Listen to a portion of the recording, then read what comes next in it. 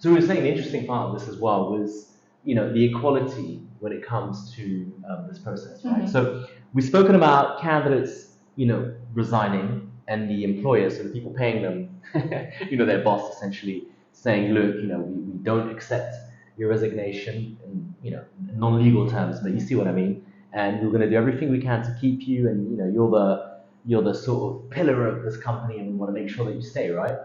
But what I say to candidates sometimes, and I think this gets them thinking a bit sometimes, is if it was the other way around, all right? So say, for instance, you have a company that's going to the candidate, to the employer, to this employee, and saying, we're getting rid of your job, which is happens quite often, and for X reasons. So it could be restructuring or new business plan, absolutely, or bad performance or whatever, right?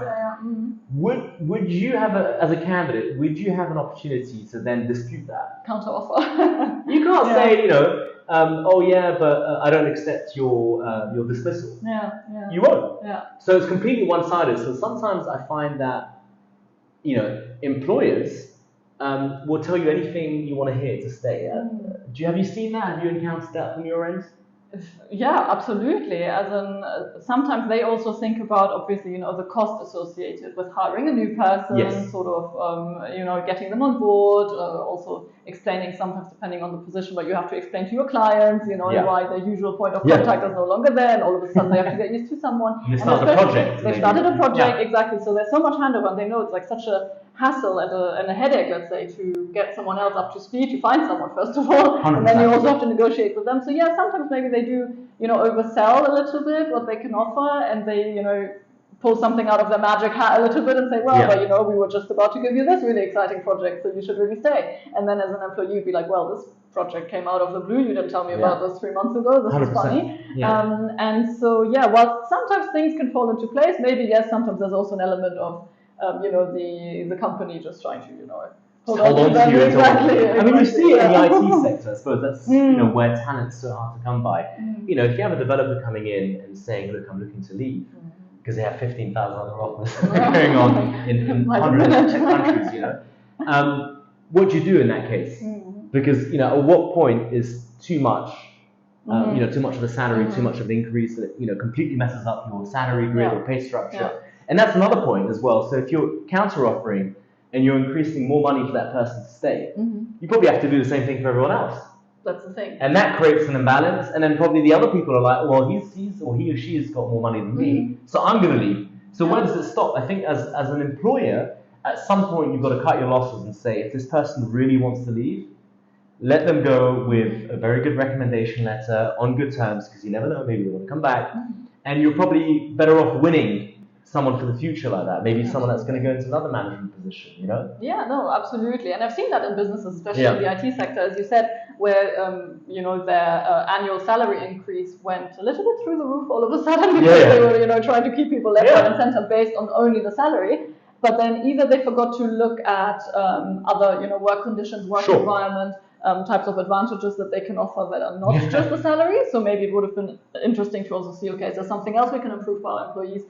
To work on our employer branding, to sort of make ourselves attractive as an employer, and then also to what extent do we just have to accept a certain turnover rate in our industry? Because there's also been people in the IT industry that I've worked with that said our retention rate or our turnover rate is like the turnover rate would be a lot higher than what we would like, and we need to get it down by all means. And maybe that works in the short term, and then can get a good year where the turnover rate decreases, but in the long term you just have to a certain degree, accept it for what it is in this industry, and just build your business around that as well, and just accept that. If you need a lot of junior profiles, for example, they're not going to stay with you for the next 5, 6, 7 years. They are going to quit after 2 years. Let's be realistic, exactly. Everyone. So you have to stay a little bit realistic and just say, okay, this is not ideal. In a perfect world, we love for it to be different, and maybe that's the same for your team members. They would also love for it to be different and not feel the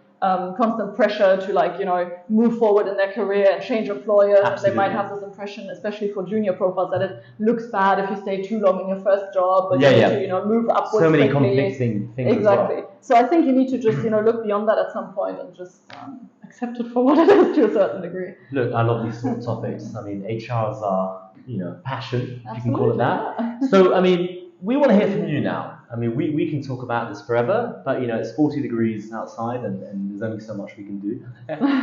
So in the comments, let us know what you think, your experiences. Also reach out to us on LinkedIn, Hedi Samari.